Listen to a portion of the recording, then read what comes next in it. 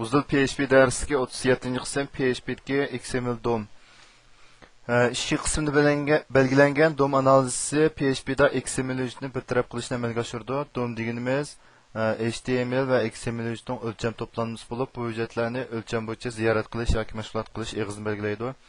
O tuvandagidek 3 xil bo'ladi. Birinchisi core DOM, ya'ni har qanday qurilmali hujjat uchun o'lcham bekitadi.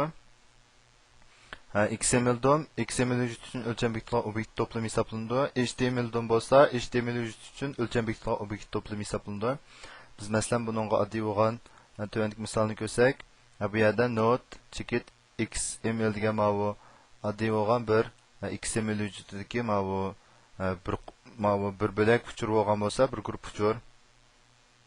Buningki asli kodi mahlolatda biz buni DOM orqali o'qimoqchi bo'lsak, yangi hujjat qurish, andan keyin XML doc node XML ni o'qish, andan keyin XML doc ni o'qigandan keyin XML uchurini ko'rsatib berish deb shu 3 xil qurilmalar buningdagi barliq uchurlarni biz mahlolatda ko'ra olamiz.